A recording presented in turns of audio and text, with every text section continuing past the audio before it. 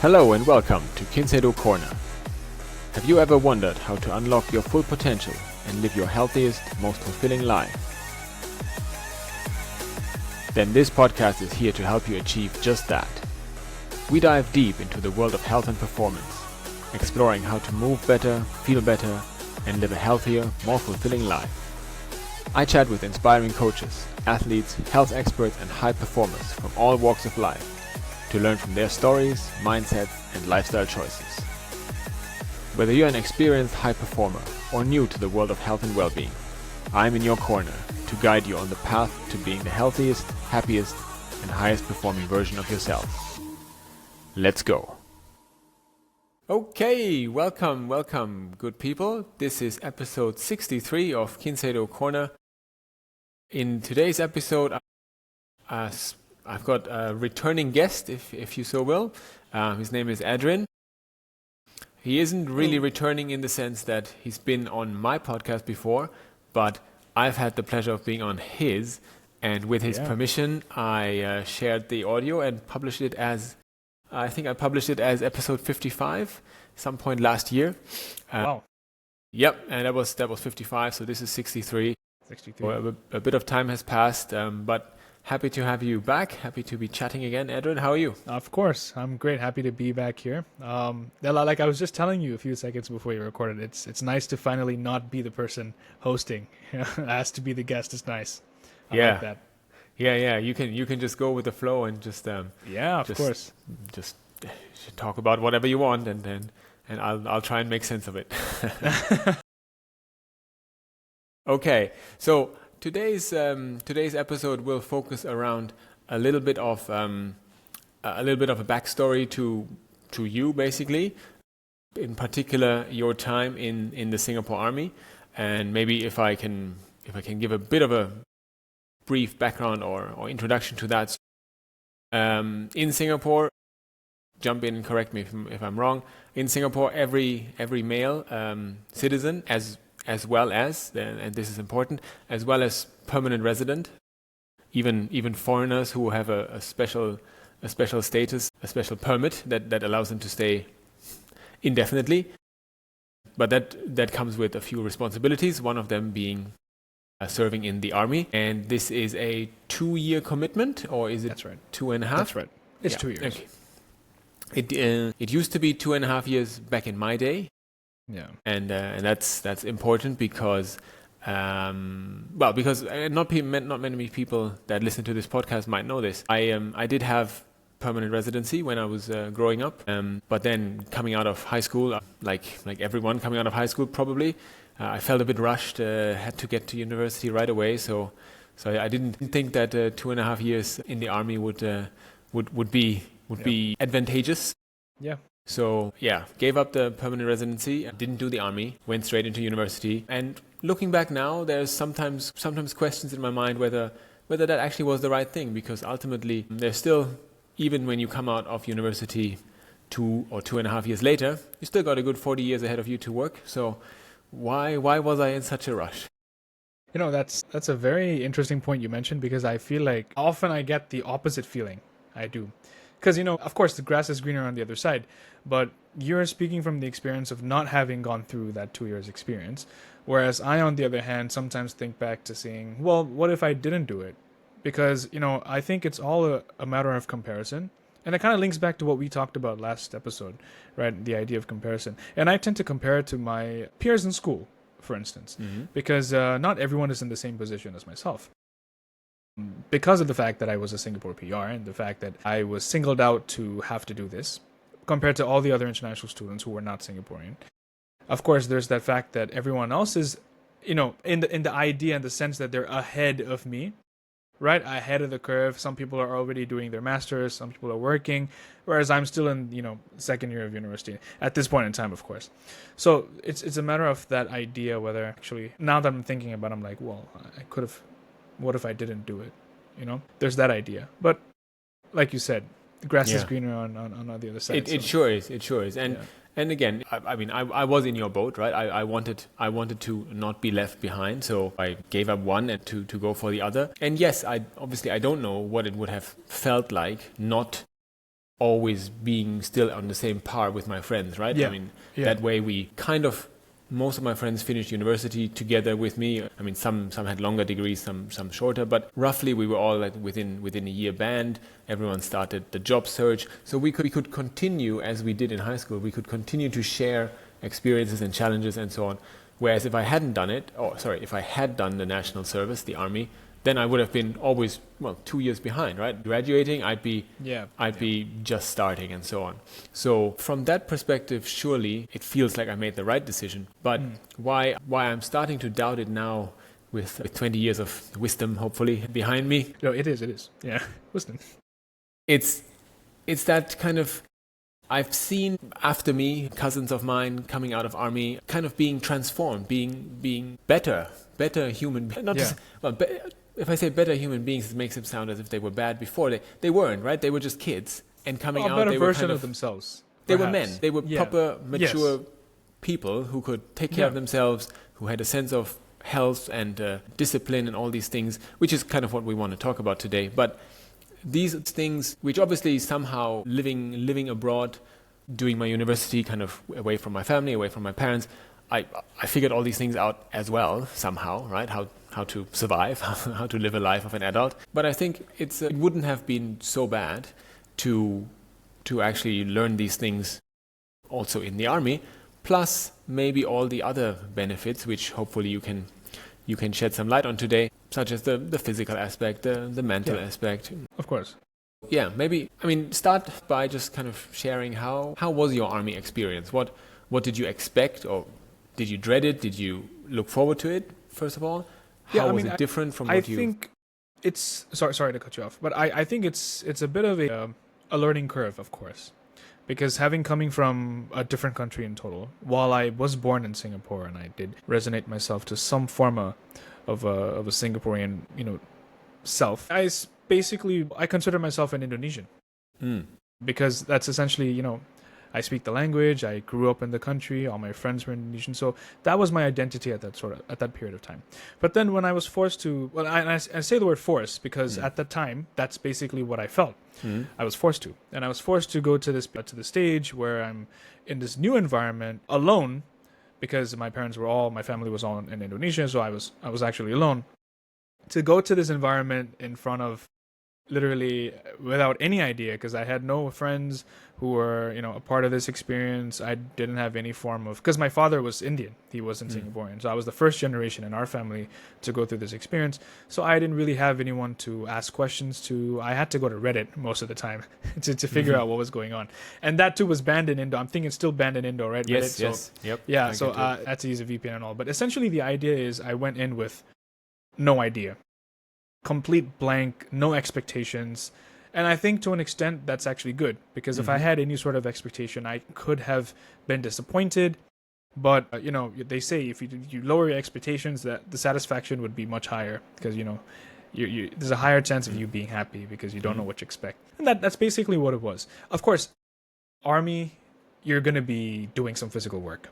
Like you mentioned, Johannes. To me, I had no expectation on how that would be. To me, the army was based on this really famous Singaporean films by this director, Jack Neo. I think you probably know this. It's Army Boys Days. to Men.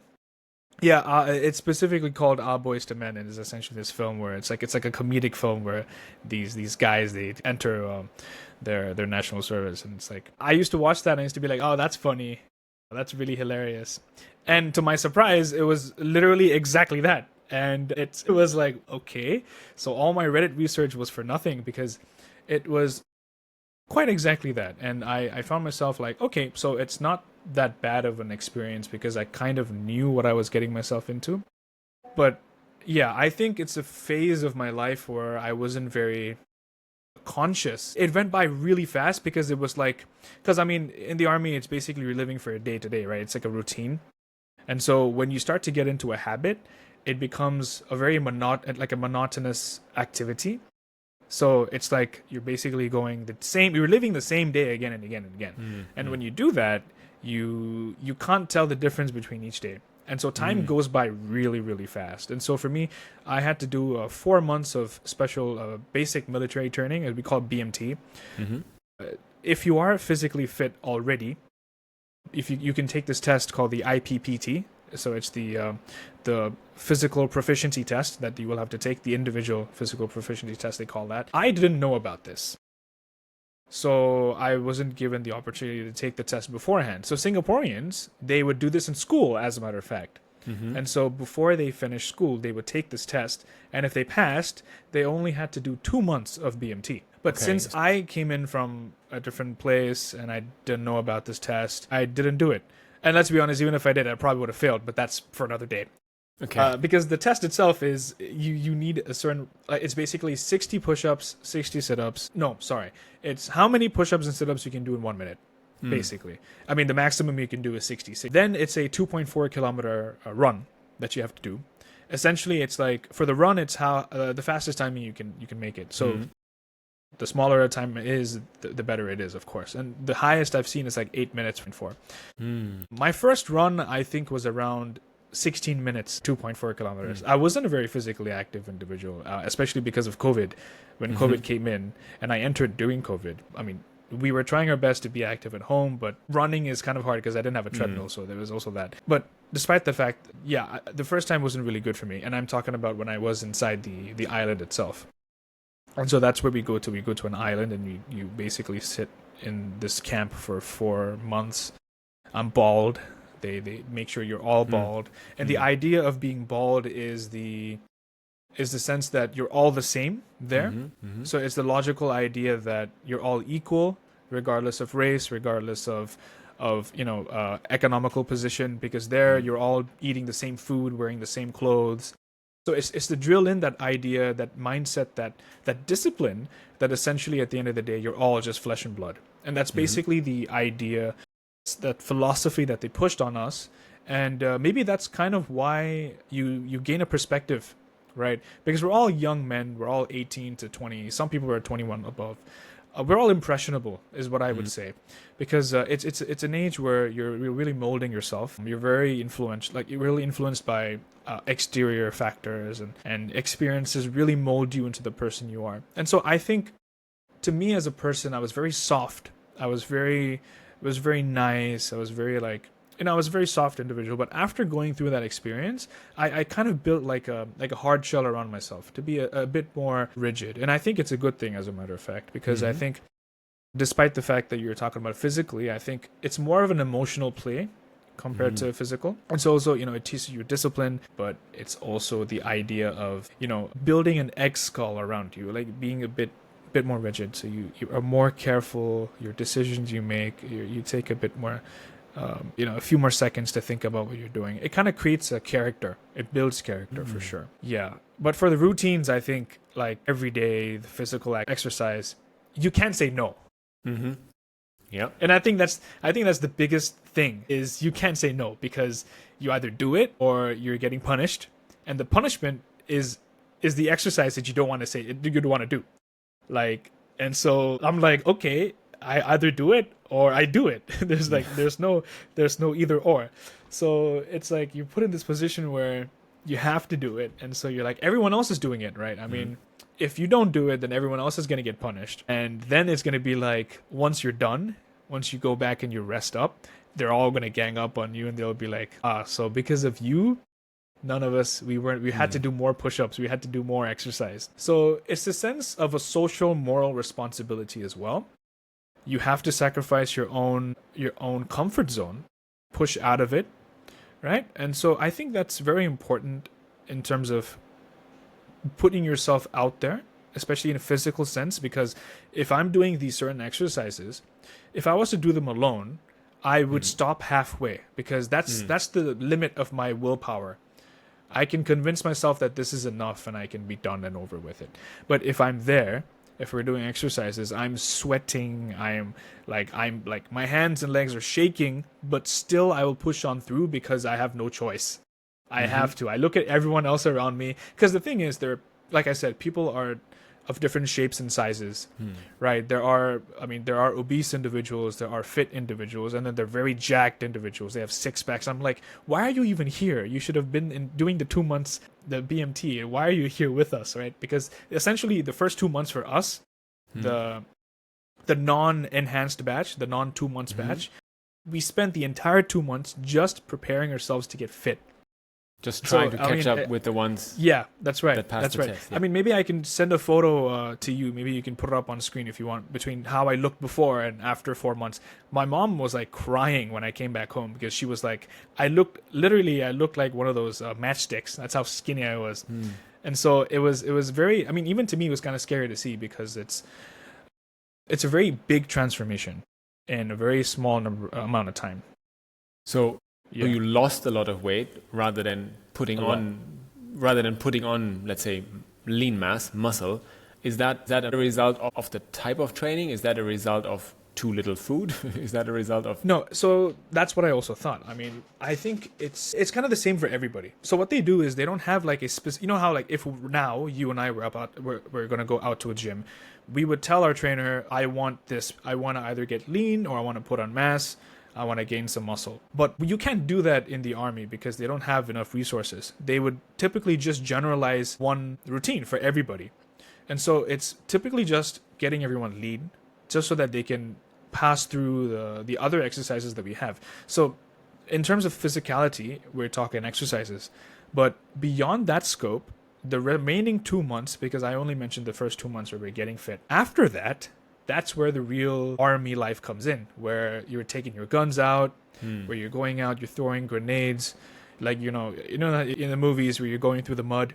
That's exactly what we do, except you need to be fit to do that. Right. And so for that, I think what they look for is a body that's very streamlined, very flexible. You must be able to run. You must be able to have high stamina. And for that, they give us the correct amount of food, typically for every person. I mean, if you want to get seconds, you technically can. You just have to mention beforehand. And, that's the kind of way they would give it to you. And it was very different because I was not used to that. I used to wake up like at 10 o'clock in the morning, but these guys would tell me to wake up like at 4:30 in the morning. I'm like, 4:30? What do you guys want to do at 4:30 in the morning? Are you crazy? So 4:30 and then we go to bed at 10:30. But then that's when I realized that you actually, the day feels longer. And that's because it is longer because I'm waking up earlier and going to bed. But it's the idea that now I think about it, because now I'm back to normal civilian life and I'm no longer waking up at 4:30 in the morning. But I tend to think to myself, oh, the day goes by so fast. I'm like, oh yeah, because I woke up like at 9 o'clock this morning. And I can now actually compare to back when I used to wake up at like 4:30 to 5. And I can actually say, yeah, those days felt longer because it was longer. Yeah. Okay, that's very interesting. I mean, obviously, this being a health and fitness, a functional fitness podcast, of course. I'm very interested in all the physical. So you mentioned you weren't very fit or physically active before you went in. Did that cause some degree of stress or fear, or were you just like, okay, I'm not that great, but I'm not afraid of what's coming. I know whatever is coming, I can somehow manage it. Yeah. So yeah, that's exactly it. Because I mean, me as a person, I tend to have a very carefree attitude at things. I don't get stressed out too much. That's just me as an individual. Maybe someone else is different. But like I said, I had no expectations going in. And because of this, I was like, I didn't know what I was getting into. I was just doing what I was told. They said, wake up at 5, come here, do this exercise. I just did. I did it and I went back. All I wanted to do was go up to my room and use my phone. And that was only at the end of the day. I mean, until then, you're not allowed to do what you're only allowed to do at the end. So to me, my target goal, was to just survive until that nighttime period where I can get that 1 hour of phone time usage. So I can talk to my family, where I can open up Instagram. That's all I needed to do. And so that was my focus. That was my goal. Every single day is to do that. So everything else to me, like I said, if you ask me now, I actually don't know how I got through all that, because it was all just a breeze. It was all like, I just went from 0 to 100 really fast, because everything else in between is very fuzzy for me. It's just because of the end goal. Okay. Yeah. All right. So then would you say that training and kind of the fitness level that you reached there? So obviously you did, as you said, 4 months of the basic training. I'm not 100% sure of the details, but I know from friends that kind of the biggest chunk of the time is actually, I mean, depending on what you get assigned, but it could be that you are in an office essentially, right? You're doing admin work for the army. So kind of you reach a peak fitness, so to say, and then do you have to maintain it, or how do you maintain it? Yeah, so that's a really good point. Me personally, I was posted as a security trooper. And so for this, on a realistic standard, I mean, I'm not allowed to disclose a lot of information, but as much as I can, I worked in a camp. And what I used to do is literally sit down in a place for hours on end with a gun. This is sentry work, and then eventually I would have to go and do a prowling, which is like me and a buddy, we would walk around just to walk around the camp to make sure everything's right, and if anything is wrong, then we would look at that. In the 2 years that I did, of course, nothing went wrong, everything was fine. But that peak fitness you mentioned was at the fourth month until the 6th month of my time there, because after the first 4 months of basic training, I was posted out to another training for the job that I was doing as a security trooper. I mean, my friends and I, my Indian gang, we like to call it the watchman, because in India, you call these people watchmen, the guys who work underneath the apartments, like the security guards, right? So that's essentially what we were. I mean, you can, however else you want to put it, we were just watchmen with guns. That's basically what we were. And so we were just joking around about the fact that we were doing that. So we were taught about how to do X-ray scans, how to body check individuals, and all that kind of stuff. We had to take exams as well. We had to study, do exams, physical, like actual exams. Then we would get certified, and then we were CPR trained, all that kind of stuff. That kind of training was less physical, but there was also a period at the end of all that where it was very physical, where we all went as a group, and then we had to do they call it rotational training. So it's like we push together. It's infantry training, essentially. That kind of stuff, yes, that was my peak fitness. Around until the 6th to 7th month, that was my peak fitness. And then things went very downhill afterwards. Because I'll tell you something about Singapore Army, at least where I was posted to. The food that they provide us in the first 4 to 6 months, it's quite good. It's very nice. But then when you get posted to a camp, that's when things start to differ. The food you get, in my personal opinion, and with my friends, we all agree, it's just very subpar. You can barely eat it. And so me getting paid a certain sum of money per month as an individual, I had nothing to spend it on. So I was like, guys, let's buy food. Let's order in food. And so almost every day, I used to order in food. And I gained a lot of weight. I'm being very serious, and I don't have to lie about this, but up until the end of my time in the army, I was to me at least, I was a chubby individual. And I was struggling to do any physical activity because, in theory, after we finished that first training phase, there was no reason for us to keep our fitness because the kind of work we didn't require that. And now that is just for me, and that's for the work that I was doing. Other people is very different. For instance, we have commandos, we have people who are naval divers. Those guys need to be fit all the time throughout. And so for them, they need to do that. But for me, that was not the case. So I went through a personal health struggle towards the end because I started having a lot of gastro issues because of my lack of physical exercise and lack of, or should I say, excess consumption of outside food. This is a common thing in Singapore. As a matter of fact, I don't know if people know this, but Singapore has the highest rate of colorectal cancer, especially in men. Very, very high. Primarily because of the consumption of outside food. People very rarely cook here. Very rarely they make home food. And so because of this, the highest common cancer in Singapore is colorectal cancer. And so after a certain point, I was 19 to 20 at that stage. I went and got myself a colonoscopy. I was told to get a colonoscopy at that age. Most of the people I know are all uncles in 50s and 60s when they get their first colonoscopy. And I got my first one when I was 20 years old. And I was like, okay, something is seriously wrong. And it was a huge scare about this entire health journey because I took my health for granted. Because I was like 4 months, 6 months, they trained me so much. I didn't like it. But after a point, I realized, okay, this isn't about what I'm wanting to do anymore. This is about what I need to do. And that's when I started to get back into this entire health routine. I went back into exercising. I started running again. It's because of the health. That's exactly why. And I think, you know this better than anyone, right? I think in terms of the physicality, and health is what primarily drives us to do things, because if I'm not alive, then how am I going to live? So that was basically my motivation. That's my quick story that I had to tell you from this. No, that's perfect. And I think the great thing about this is, and I had no idea that we would go here, but there's so many life lessons from this like 2 years of condensed, right? Because that's right. you have exactly, listening to you talk, it's exactly what many people try to achieve by, let's call it New Year's resolution, right? So you get a trainer, January 1, I get a trainer, I work 3 months really, really hard, I lose, I don't know, 10 kilos, and I reach a peak fitness just in order to go back to what I did all those years and months before. Exactly. You might, probably you're going to end up back where you started, maybe even worse.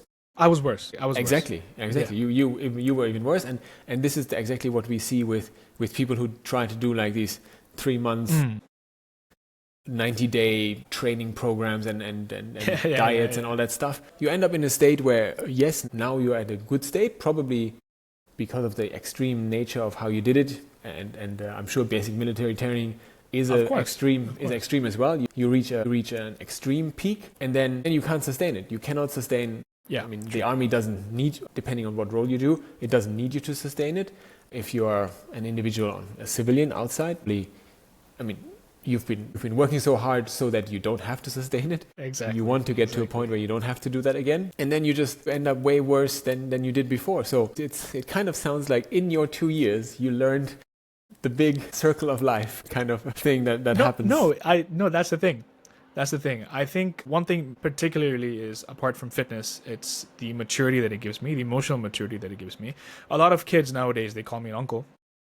I mean, I'm only 23 this year, but I give off that vibe primarily because I think this 2 years has given me a lot of experience that it's just very hard it's very hard to get outside. I think that's another reason why sometimes I'm very happy about the fact that I did do the 2 years. These are like a bag of experiences that you can't buy, or you can't get it anywhere else. Maybe I would have gotten these experiences over a span of 5 to 10 years if I didn't do the military service. But it's a very unique set of experiences and skills that I've gained that I think is rather important for especially young men like myself. And I say this because I'm not old, right? I'm still very much young. And I think if I can push myself back to my peak fitness, which was years ago, I think anyone can. It's just the matter of how important is it to you, and have you really been through that extreme where it puts you in a position where you have no choice but to get back on track. And so that's basically what I had to go through, individually speaking. Okay. So you left the army at 20 or 21?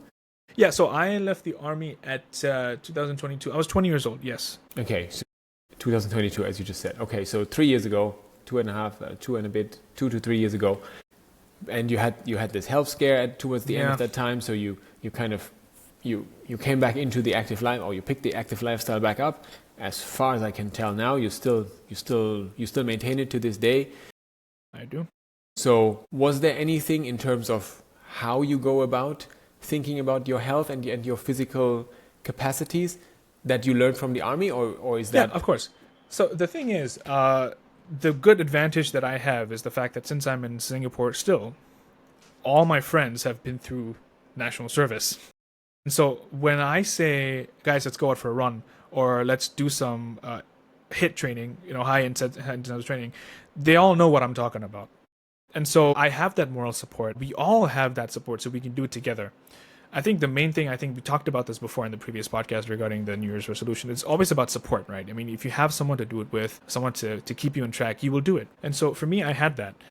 Sometimes when I had to do it myself, of course, from the experiences that I had, I know the specific exercises, I know the routines that we do. We use certain apps to, like Tabata, like those kind of types of trainings that we would do. For instance, when I'm running, I know I can do interval training, or I can do just like normal pace jogging just to get my stamina up. I know all these because I went through that experience. And other people would have to perhaps go on YouTube to learn about these or do all that. But more so, I know my limits, like you mentioned. I think it's all about physical constraint. Yes, I was a bit younger then. I was at my peak youngness. I was 18 then. I was like very, very fit, ready for anything. Now, I mean, I'm still young, but there are certain things that I can't do. For instance, my height is kind of an issue for me because I tend to have back pain very often. And so I tend to not strain myself too much when I'm doing, let's say, I'm doing push-ups or if I'm doing, let's say, sit-ups or any form of strenuous exercise. If I start to get back pain, I slow myself down. I stop myself. Similar to weight training. When I'm weight training, if my form isn't correct, I will feel that. And if I know that, I know, okay, let's not push this because I've done that before. I've injured myself many times when I was in the gym or when I was during my times in the army. I've injured my back a lot when I was carrying stuff. And so I know my limits. I know where my maximum, what can I do to push myself. So I think that's the main thing that I can carry on forwards from now on. I know my limit and I don't want to push beyond that. Yeah. Yeah, okay, perfect. But I mean, I'm super glad and I'm happy to hear that you've obviously learned the basics. You have a sense of your capacities. You have a sense of what you cannot or maybe shouldn't do, and you're able to move within that spectrum, within that range. And that sounds like it's something that's very sustainable that you can hopefully continue doing for the next 60 years. Funny thing, I have no choice because there's this thing for Singaporeans where every year you have to take that IPPT test I told you about. Mm-hmm. So the government is very smart about this to ensure because now we're operationally ready men. We can be activated at any point. Let's say there's a war tomorrow. There's a chance that I would have to go out and go fight. To ensure that I'm in a physical state to do that, they ensure that I take this test every year. I have to pass. If I don't pass, I have to go for a 9-week session to get myself fit. And if any case I don't attend the session, they will see me in court. Yeah. So, I mean, definitely I have no choice. One thing that Singapore doesn't do is mess around. They don't. They're very serious about sure. That. I mean, I knew about the reservist. Yeah, every year you have to come back for a couple of weeks and all of that. That's true. And obviously there is training, but the funny thing is when I am in Singapore, when I walk around, I see a lot of people who I'm pretty sure will not pass this test. So what, like, do they always do the 9 weeks and then just fall off the wagon again? It's what possible. exactly? So I mean, I think it's the requirement essentially, but there's always a certain amount of the demographic where you won't just make it. It's just not gonna work. But for the majority, for the most part, it does work, and I've seen this happen myself because I know a lot of friends who are, for instance, my neighbors. As a matter of fact, they're both of them are like 40, 45 plus, I would say, but they are still doing reservists. Of course, they have to come back until they're 50, 60 something. But they're fit. Every morning, my neighbor, he wakes up in the morning, he goes canoeing, and then he goes for a run. I've seen him many times do that, and they're very fit. And I think the thing about Singapore is, if you look at the facts and the data, you would see that Singapore has one of the higher life expectancies because it's about the aging population, right? And a lot of people are very old, and so to ensure that they're living, they have to be active, and the government does a lot of work to promote this active lifestyle, and that's something that the government does on the end. But at the end of the day, it's also about peer pressure, because then I used to work in this as well. We used to promote this kind of like physical exercise towards elderly, specifically for the elderly. If I tell 5 people about it and they're very like enthusiastic about it, they will go tell their friends. And at the end of the day, it's about like how you have a group of aunties and uncles who are very like, oh, every day, let's go exercise, let's do this, let's do that. And other people will have a look at them and they'll be like, oh wait, I want to join them, this looks kind of fun.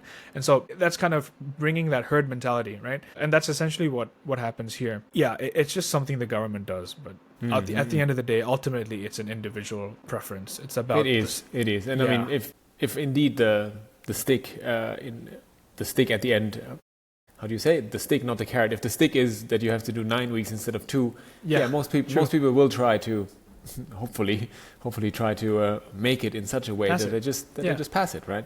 So I mean, this is really also very useful. And yes, I've heard about Singapore being considered like a blue zone, like one of those areas Yes, in the that's world right. where people live to an above For a while. average Yes, degree that's right. long, and it's not necessarily it's what they call it's an engineered blue zone. It isn't because of decades or centuries of history of people eating healthy. In fact, you mentioned earlier Yeah, how they it's don't not. eat healthy, Yeah, right? it's not. That's why. Yeah. But it's the physical activity, it's the community vibes and all of that that help to also that are also important for longevity. Fantastic. I mean, Adrin, thank you for sharing your stories and so on. And I think Thank you for I giving me an I learned a opportunity. lot about what I missed, if you so will. You still want to go? I don't actually like. Question for another day. Huh? Yeah, question for another day. Probably not. I mean, I enjoy the physical training, but I enjoy Yeah, doing it yeah, on yeah. my own time and not at 4:30 in the morning. Yeah, of course. Yes, not at 4:30. So that's yeah, that's but yeah, I mean, as you say, there's a lot of lessons Mm. that it's good that basically every young man in Singapore has learned them, either the hard way or because or voluntarily, but everyone has Yeah. learned these lessons, and people like you have taken these lessons on board, and you live your life now according to into this kind of mentality of, you know, trying to stay fit, trying to stay healthy, trying to be disciplined. It's fantastic. So if that alone is what people take away, plus obviously the government has the benefit of having a big army at all times, right? Because you Basically what they always want. have young men coming through. Yeah. That's a side benefit for them. But it's great. It's great that you've taken these lessons, and I hope people who have listened to your story now are motivated. I know obviously most places around the Yes. world there's no conscription to that degree. Yeah, People that's don't have to do it. But in a way, in the long lens of life, you do have to do it, right? You don't have to do a 4-month basic military training, but you do have to stay fit. You do have to work on yourself, because if you don't, you'll pay the price at some point when you're 50, 60, your joints won't work, you're overweight, you have metabolic disease. So everyone's got to do it, and whether you're doing it dressed in green slacks or whether you're doing it on your own, you got to do it. People, stay fit, healthy, and stay disciplined. So thank you, Adrin. This is a really, really cool chat. And thank you so much, Johannes. Yeah, thanks for happy sharing. to be here as always. Of course. Been a great talk. Thank you. Yeah, great. Bye-bye.